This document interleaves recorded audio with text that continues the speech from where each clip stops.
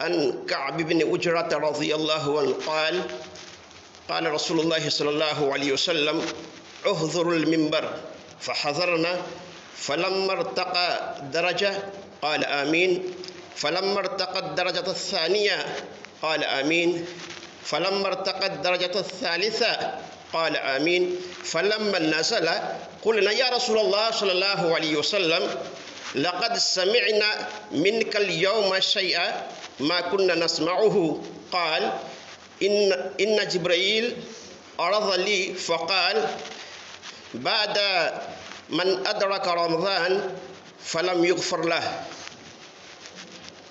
رواہ حاکم۔ گرامی قدر معزز حاضرین جمعہ، اسلامی بھائیوں، پردہ نشیب فت اسلامی ماں اور بہنیں، اللہ تعالیٰ کی توفیق سے آج کے خطبہ جمعہ میں جس عنوان کی مناسبت سے کتاب و سنت کی روشنی میں چند گزارشات آپ جیسے منور اور روشن چہرے والے بھائیوں کے سامنے پیش کرنا چاہتا ہوں، وہ عنوان ہے معزز مہمان کی الوداع۔ انشاءاللہ آج کے بیان میں بتایا جائے گا کہ معزز مہمان کون ہے۔ نمبر 2، کیا رمضان میں انتقال کرنے والا شخص جنت میں داخل ہوگا، اس سے حساب و کتاب نہیں ہوگا۔ نمبر 3، صدقۃ الفطر کی فرضیت کا مقصد کیا ہے۔ لیکن ان چند اجزاء کی وضاحت سے پہلے ایک نہایت ہی اہم بات بتا دینا مناسب سمجھتا ہوں، وہ یہ، جیسا کہ آپ جانتے ہیں کہ آج رمضان کا آخری جمعہ ہے۔ رمضان کے آخری جمعہ کو لوگ جمعۃ الوداع یعنی الوداعی جمعہ کہتے ہیں،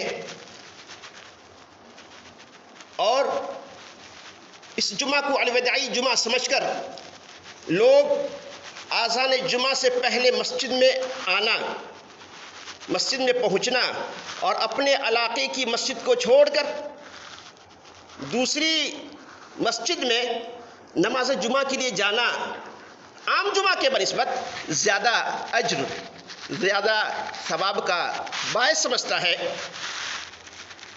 حالانکہ یہ غلط ہے۔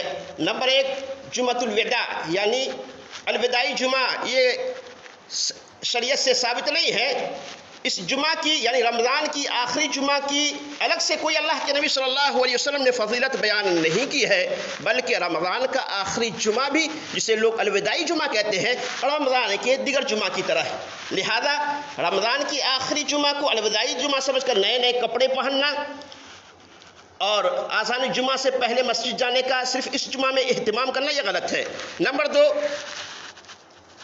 ہر جمعہ آدمی کو چاہیے کہ وہ آذان جمعہ سے پہلے مسجد میں پہنچے تاکہ آپ کا نام فرشتوں کے رجسٹر میں درج ہو۔ جیسا کہ آپ جانتے ہیں، اس سے پہلے آپ نے سنا ہوگا کہ ہر جمعہ کے دن آذان جمعہ سے پہلے فرشتے رجسٹر لے کر مسجد کے دروازے پہ بیٹھ جاتے ہیں، پھر ہر آنے والوں کا نام ترتیب سے لکھتے ہیں۔ جیسے عبداللہ بن عبد الرحمن سب سے پہلے آیا تو سب سے پہلے اس کا نام لکھا جاتا ہے، پھر اس کے بعد عبد الرزاق بن عبد الرحیم وہ آیا تو اس کے نیچے اس کا نام درج کیا جاتا ہے۔ یعنی جس طرح سے لوگ آتے ہیں اسی اعتبار سے فرشتے نام درج کرتے ہیں، یہاں تک کہ جب مؤذن کہتا ہے اللہ اکبر اللہ اکبر تو فرشتے رجسٹر بند کر کے مسجد میں خطبہ جمعہ سننے کے لیے حاضر ہو جاتے ہیں۔ پھر اس کے بعد جو آتے ہیں، آذان کے بعد جو آتے ہیں، پھر اس کا نام فرشتوں کے رجسٹر میں درج نہیں ہوتا، وہ اس فضیلت سے محروم رہ جاتے ہیں۔ اس لیے ہر جمعہ کے دن آدمی کو چاہیے کہ وہ آذان جمعہ سے پہلے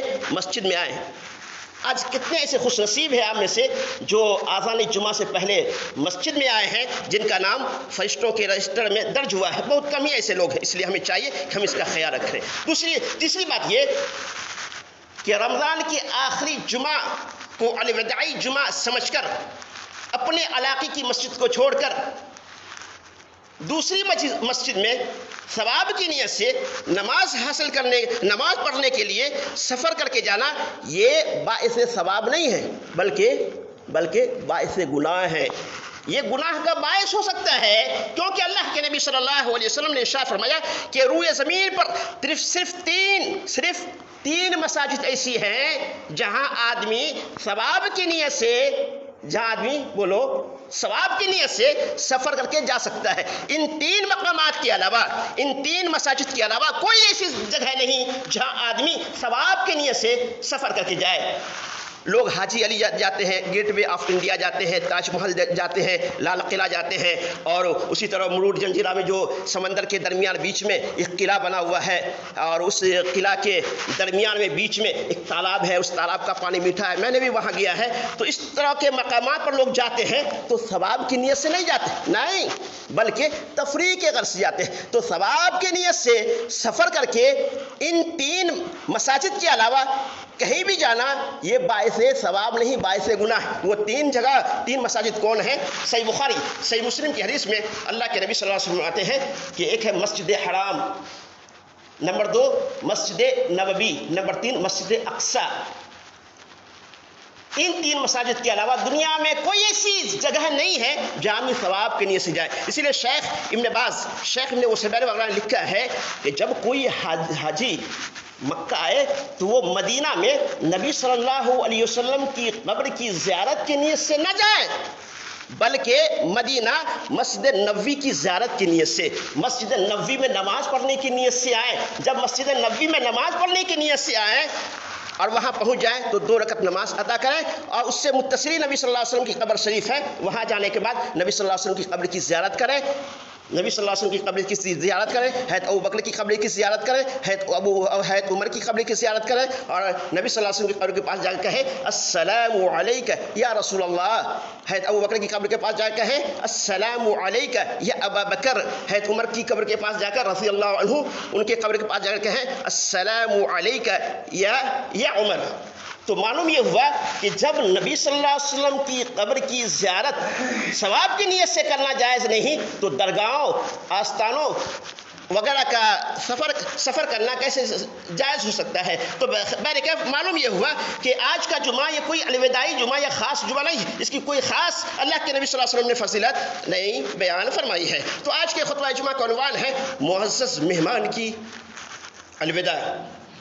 عنقریب چند دنوں کے بعد ہمارا اور آپ کا یہ معزز مہمان رمضان، جس کا میں نے اسی ممبر پر شعبان کے آخری جمعہ میں استقبال کیا تھا، اور اس کے استقبال کے تعلق سے آپ کی خدمت میں چند کلمات کہے تھے، بہت جلد ہم اور آپ سے یہ جدا ہونے والا ہے۔ اگر اللہ تعالی نے کسی کی حیات باقی رکھی تو انشاءاللہ آئندہ سال پھر ان کی ملاقات اس معزز مہمان سے ہوگی۔ جس طرح سے حج عمرہ کرنے والے اللہ کے مہمان ہوتے ہیں، اسی طرح میرے بھائیوں رمضان یہ اللہ کی جانب سے بھیجا ہوا ہمارا اور آپ کا مہمان ہے۔ خوش نصیب ہیں وہ لوگ جنہوں نے اس مہمان کی میزبانی کی، یعنی نماز، روزہ، صدقہ و خیرات، ذکر و اذکار، تراویح و تہجد وغیرہ کا اہتمام کرنا اس مہمان کی میزبانی ہے۔ تو خوش نصیب ہے وہ لوگ جنہوں نے اس مہمان کی میزبانی کر کے اللہ تعالیٰ کی رضا حاصل کر لی۔ خوش نصیب ہیں وہ لوگ جنہوں نے اس مہمان کی میزبانی کر کے اللہ سے اپنے گناہوں کی مغفرت اور جہنم سے آزادی کا پروانہ حاصل کر لیا۔ اللہ تعالیٰ تمام بھائی اور بہنوں کو جہنم سے آزادی کا پروانہ نصیب فرمائے، آمین یا رب العالمین۔ اور بد نصیب ہیں وہ لوگ جنہوں نے اس مہمان کی قدر نہیں کی، بد نصیب ہے وہ لوگ جس نے اس مہمان کی ناقدری کی، یعنی بد نصیب ہے وہ لوگ جس نے اس مہمان کی میزبانی نہیں کی، یعنی نماز، روزہ، صدقہ و خیرات، ذکر و اذکار وغیرہ سے غافل رہ کر اللہ کی ناراضگی کو خریدا۔ بد نصیب ہے وہ لوگ جس نے اس مہمان کی ناقدری کر کے اللہ سے اپنے گناہوں کی مغفرت حاصل نہ کر سکا۔ اور ایسے لوگ اتنے بڑے بد نصیب ہیں، ایسے لوگ جنہوں نے اس معزز مہمان کی قدر نہیں کی، نماز، روزہ، صدقہ و خیرات، ذکر و اذکار وغیرہ سے غافل رہا۔ اللہ کی قسم ایسے لوگ اتنے بڑے بد نصیب ہیں کہ ایسے بد نصیبوں کے لیے اللہ کے جو سب سے مقرب فرشتے ہیں جبرائیل، انہوں نے بد دعا کی ہے، انہوں نے बद्दुआ की है। अल्लाह के मुकर्रब बंदे जिनका मकाम अल्लाह के यहाँ अल्लाह के बाद सबसे ऊंचा और बुलंद है, उन्होंने आमीन कही है। अंदाजा लगाएं कि जब अल्लाह के मुकर्रब फरिश्ते जिब्राइल बद्दुआ करे किसी के लिए और उस पर आमीन अल्लाह के हबीब सल्लल्लाहु अलैहि वसल्लम कहे, तो क्या उस ऐसी दुआ या बद्दुआ की कबूलियत में कोई शक और शुबा रह सकता है? हरगिज़ नहीं। तो आइए वो हदीस समाअत फरमाते हैं जिस हदीस में अल्लाह के मुकर्रब फरिश्ते जिब्राइल ने बद्दुआ की है बदनसीबों के लिए जिसने इस मेहमान की नाकदरी की है और अल्लाह के नबी सल्लल्लाहु अलैहि वसल्लम ने आमीन कही है। वो हदीस हम आपकी खिदमत में पेश करते हैं, समाअत फरमाएं। काब बिन उजरा रज़ी अल्लाह अन्हु कहते हैं कि अल्लाह के नबी सल्लल्लाहु अलैहि वसल्लम ने इरशाद फरमाया, उहज़रुल मिंबर, मेरे लिए मिंबर लाओ। फ़हज़रना, रावी कहते हैं कि हम मिंबर ले आए। फ़लम्मा रत्तक़ा दरजा, जब आप मिंबर की पहली सीढ़ी पे चढ़े तो आपने फरमाया फ़क़ाल आमीन, आपने फरमाया आमीन। फ़लम्मा रत्तक़ा दरजत सानिया, जब आपने दूसरी सीढ़ी पर कदम रखा तो फ़क़ाल, कहा आमीन। फ़लम्मा रत्तक़ा दरजत सालिसा, जब आपने तीसरी सीढ़ी पर कदम रखा क़ाल आमीन, तो फरमाया आमीन। एक ताज्जुब की बात है, खुतबा जुमा के लिए मिंबर पर आते वक्त हम हर तीनों सीढ़ी पर कदम रखते हुए आमीन आमीन आमीन कहे, तो क्या आप सब्र कर सकते हैं? आप खामोश रह सकते हैं? उस वक्त नहीं तो बाद में आप ज़रूर पूछेंगे कि मौलाना आमीन तो उस वक्त कही जाती है जब कोई दुआ करे, लेकिन यहाँ दुआ करने वाला कोई नहीं और आप आमीन आमीन कह रहे हैं, ज़रूर पूछेंगे। ऐसा ही मुआजरा हुआ जब नबी सल्लल्लाहु अलैहि वसल्लम कहते हैं फलम्मा नज़ला, जब नबी सल्लल्लाहु अलैहि वसल्लम खुतबा से फारिग होकर मिंबर से नीचे तशरीफ़ लाए, कुलना या रसूल अल्लाह, रावी कहते हैं हमने कहा या रसूल अल्लाह सल्लल्लाहु अलैहि वसल्लम लक़द समीअना मिनकल यौम शैया मा कुन्त नस्मा, अदब एहतराम के तकाज़े को मनहूस रखते हुए अल्लाह के नबी सल्लल्लाहु अलैहि वसल्लम से पूछा गया कि या रसूलुल्लाह सल्लल्लाहु अलैहि वसल्लम, आज मैंने मिंबर पर आपको ऐसी बात कहते हुए सुना जो आज से पहले मैंने कभी नहीं सुना था।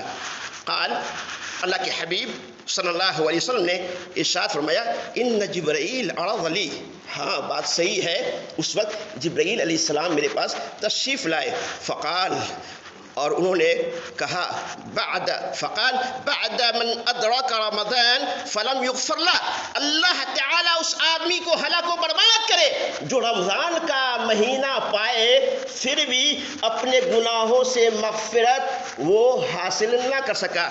तो मैंने कहा क़ाल आमीन, तो मैंने कहा कुल तो आमीन, आप कहते हैं मैंने इस पर कहा आमीन। तो वो भाई और बहन जिन्होंने इस मेहमान की नाकदरी की है, तौबा से सारे गुनाह माफ़ हो जाते हैं, हत्ता के शिर्क भी माफ़ हो जाते हैं। तो अगर आप चाहते हैं कि इतने बड़े वईद से आप बचें, अगर आपने इस मेहमान की शैतान के दाएं फरेब में आकर नाकदरी की है, नमाज रोज़ा सदका और खैरात से आप अब तक गाफिल रहे हैं, तो अब बस 3 या 4 दिन बाकी है। अब अगर आप चाहते हैं कि हम जिब्राइल अलैहिस्सलाम की बद्दुआ से बचें, तो अल्लाह ताला गफूर रहीम है, तो गफलत की जो ज़िंदगी गुजर गई, अब आप ये अहद करें, वो भाई और बहन जिन तक मेरी ये आवाज़ पहुँच रही है और वाकई उसने इस मेहमान की नाकदरी की है, शैतान के दाएं फरेब में आकर सेहत और तंदुरुस्ती के बाद रमज़ान का रोज़ा नहीं रखा है, हत्ता के नमाज से भी उन्होंने लापरवाही की है, तो अगर वो अल्लाह के अज़ाब से बचना चाहते हैं, अगर वो जिब्राइल अलैहिस्सलाम के बद्दुआ से महफूज रहना चाहते हैं, तो उन्हें चाहिए कि वो फ़ौरन अल्लाह के दरबार में आए, अपने हाथ को उठाएं और अर्ज़ करें अल्लाह हम गुनहगार हैं, हम खताकार हैं, हम शैतान के दाएं फरेब में आकर इस माह रमज़ान में भी हमने अल्लाह तेरी इबादत और बंदगी नहीं किया, हम बहुत ही ज़्यादा गुनहगार हैं, अल्लाह हम अपनी इस आमाल की बदआमालियों पर शर्मिंदा है, ए मेरे मौला हमारे गुनाहों को माफ़ फरमा। अब हम ये अहद करते हैं कि रमज़ान के जो भी 3 या 4 अय्याम रह गए हैं उसमें हम अल्लाह तेरी इबादत और बंदगी का एहतमाम करेंगे, रोज़ा रखेंगे और रमज़ान के बाद भी हम नमाज़ पंजगाना का पाबंद रहेंगे। तो आप ऐसे लोग तौबा इस्तिग़फ़ार करें तो इंशाअल्लाह आप जिब्राइल अलैहिस्सलाम की बद्दुआ से बच सकते हैं। फिर आप फरमाते हैं जब मैं दूसरी सीढ़ी पर चढ़ा तो जनाब जिब्राइल ने कहा کہ اللہ تعالیٰ اس آدمی کو ہلاک کرے جن کے سامنے آپ کا نام لیا جائے اور وہ آپ پر درود نہ بھیجے۔ تو اس پر میں نے کہا آمین۔ پھر آپ فرماتے ہیں کہ جب میں نے ممبر کی تیسری سیڑھی پر قدم رکھا تو جناب جبرائیل نے کہا کہ اللہ تعالیٰ اس آدمی کو ہلاک و برباد کرے جنہوں نے اپنے ماں اور باپ دونوں کو یا دونوں میں سے کسی ایک کو بڑھاپے کی حالت میں پایا اور اس کی خدمت کر کے وہ جنت کو حاصل نہ کر سکا۔ اس پر میں نے کہا آمین۔ تو میرے بھائیوں، ماں اور باپ یہ اللہ کی بہت بڑی نعمت ہے۔ بد نصیب ہے وہ لوگ جو اپنی بیوی کے وجہ سے اپنے والدین کو، اپنے ماں اور باپ کو تکلیف دیتے ہیں، ان کی دل آزاری کرتے ہیں۔ ایسے لوگوں سے چاہیے کہ وہ جبرائیل علیہ السلام کی بد دعا سے بچیں۔ تو خیر، یہ حدیث اشارہ کرتی ہے اس بات کی طرف کہ وہ لوگ جو رمضان میں انتقال کر جاتے ہیں تو محض رمضان میں انتقال کرنے کی وجہ سے وہ جنت میں داخل نہیں ہوگا، کیونکہ ایک آدمی جو رمضان میں بھی نمازوں کا اہتمام نہیں کرتا ہے، روزہ نہیں رکھتا ہے، قرآن کی تلاوت کا اہتمام نہیں کرتا ہے، برائیوں کا ارتکاب کرتا ہے، خود روزہ نہیں رکھتا ہے، بیوی روزہ رکھتی ہے تو بیوی کو مارتا اور پیٹتا ہے، کہتا ہے میرے لیے کھانا بناؤ، اگر اس طرح کے لوگ رمضان میں انتقال کر جائے تو جنت میں جانا تو بہت دور کی بات، ایسے لوگ لعنتی ہیں اور ایسے لوگ جبرائیل علیہ السلام کے بد دعا کے مستحق ہیں۔ اس لیے یہ کہنا کہ رمضان میں انتقال کرنے والا شخص محض رمضان میں انتقال کرنے کی وجہ سے جنت میں جائے گا، حساب و کتاب نہیں ہوگا، یہ غلط بات ہے۔ لہذا سنی سنائی باتوں میں آ کر اس طرح کی باتیں نہ کہیں۔ البتہ وہ آدمی جو رمضان میں نماز، صدقہ و خیرات، ذکر و اذکار، تلاوت قرآن کا اہتمام کرتا ہے اور بطور خاص رمضان کی مرکزی عبادت روزہ رکھتا ہے اور روزے کی حالت میں اس کا انتقال ہو جاتا ہے، تو اس بنیاد پر یہ امید رکھی جا سکتی ہے کہ وہ آدمی جنت میں داخل ہوگا۔ اس کے تعلق سے بے شمار دلائل احادیث میں موجود ہیں۔ ان میں سے ایک یہ ہے کہ اللہ کے نبی صلی اللہ علیہ وسلم نے ارشاد فرمایا، جس نے اللہ کی رضا کے لیے ایک دن کا روزہ رکھا، اس پر اس کی وفات ہو گئی تو وہ شخص جنت میں داخل ہوگا۔ مسند احمد کی صحیح روایت ہے۔ یعنی جس نے روزہ رکھا اور روزے کی حالت میں اس خوش نصیب کی وفات ہو گئی، وہ اللہ کو پیارا ہو گیا، تو ایسی صورت میں آپ فرماتے ہیں وہ جنت میں جائے گا۔ یہ نفلی روزہ ہے، ہم اور آپ تو فرض روزہ رکھتے ہیں۔ اسی طرح رمضان میں جنت کا دروازہ کھول دیا جاتا ہے، جہنم کا دروازہ بند کر دیا جاتا ہے۔ تو جنت کا دروازہ عمل کرنے والوں کے لیے کھلا ہوا رہتا ہے تاکہ وہ عمل کرے۔ تو اگر کوئی آدمی رمضان میں نیکیاں کرتے ہوئے انتقال کر جاتا ہے، مر جاتا ہے، اللہ کو پیارا ہو جاتا ہے، تو اس حدیث کے بنیاد پر یہ امید رکھی جا سکتی ہے کہ وہ آدمی جنت میں داخل ہوگا۔ تو اس وضاحت سے معلوم ہوا کہ رمضان میں مرنے والا ہر شخص جنت میں داخل نہیں ہوگا، ہر شخص سے حساب و کتاب ہوتا ہے، ہر شخص جنت کا مستحق ہے تو وہ جنت میں داخل ہوگا، جہنم کا مستحق ہے وہ تو جہنم میں داخل ہوگا۔ تیسری بات یہ کہ صدقۃ الفطر کی فرضیت کا مقصد کیا ہے، صدقہ فطر کیوں ادا کی جاتی ہے۔ بس وقت ہو گیا ہے، ایک حدیث اس ضمن میں آپ کی خدمت پیش کر کے اپنی بات ختم کر رہا ہوں، جس میں آپ نے اس کا مقصد کیوں ادا کیا جاتا ہے اور صدقہ فطر کب دینا چاہیے، دونوں کی وضاحت کی ہے۔ بس حدیث کا ترجمہ بیان کے بتا کر میں اپنی بات ختم کر رہا ہوں۔ باتیں صدقہ فطر کے تعلق سے تو بہت ساری تھی، لیکن وقت ہو گیا ہے، اور وقت ہونے کے بعد باتیں کتنی ہی زیادہ قیمتی کیوں نہ ہو، وہ انسان کے سروں کے اوپر سے گزر جاتی ہے۔ تو آئیے حدیث سماعت فرماتے ہیں۔ یہ ابن ماجہ کی روایت ہے، عبداللہ بن عباس رضی اللہ عنہما اس حدیث کے راوی ہیں۔ آپ فرماتے ہیں، فرض رسول اللہ صلی اللہ علیہ وسلم زکاۃ الفطر طہرۃ للصائم من اللغو والرفث وطعمۃ للمساکین فمن اداها قبل الصلاة فهي زکاۃ مقبولہ ومن اداها بعد الصلاة فهي صدقۃ من الصدقات۔ حضرت ابن عباس رضی اللہ عنہما فرماتے ہیں کہ اللہ کے نبی صلی اللہ علیہ وسلم نے صدقہ فطر روزے داروں کو بیہودگی اور فحش باتوں سے پاک کرنے کے لیے وطعمۃ للمساکین اور مسکینوں کے لیے کھانے کا انتظام کرنے کے لیے فرض کیا ہے۔ مقصد کیا ہے آپ سمجھ گئے ہیں؟ اس لیے فرض کیا ہے تاکہ روزے کی حالت میں بتقاضۂ بشریت ہم سے جو خطائیں غلطیاں ہو جاتی ہیں، ان غلطیوں سے روزے دار کو پاک کرنے کے لیے صدقہ فطر فرض کیا گیا ہے. فمن ادھا قبل الصلاۃ، جس نے نماز عید الفطر سے پہلے صدقہ فطر ادا کیا، فہی زکوٰۃ مقبولہ، اس کا صدقہ فطر مقبول ہے. ومن اداها بعد الصلاۃ فہی صدقۃ من الصدقات، اور جس نے نماز عید الفطر کے بعد صدقہ فطر کسی کوتاہی کے بنیاد پر ادا کیا، اس کا صدقہ عام صدقہ شمار ہوگا. اللہ سبحانہ و تعالیٰ سے دعا ہے کہ اللہ سبحانہ و تعالیٰ تمام بھائیوں کو عید الفطر کے آنے سے پہلے صدقہ فطر ادا کرنے کی توفیق عطا فرمائے. بتقاضۂ بشریت، انسان ہونے کے ناطے اگر ہم سے کوئی غلطی کوتاہی ہو گئی ہو تو اللہ تعالیٰ ہماری غلطیوں اور کوتاہیوں کو معاف فرمائے. اللہ تعالیٰ ہمارے روزے کو اور ہماری قرآن کی تلاوت کو اللہ تعالیٰ ہم مسلمانوں کے حق میں سفارشی بنائے. اللہ تعالیٰ رمضان جیسے مقدس مہینے میں تمام بھائیوں کو جہنم سے آزادی کا پروانہ عطا فرمائے. جب تک دنیا میں ہم مسلمانوں کو زندہ رکھنا چاہتا ہے، اسلام پر رکھے، عجب بھی خاتمہ ہو، ایمان کی حالت میں خاتمہ ہو. آمین. وآخر دعوانا الحمدللہ رب العالمین.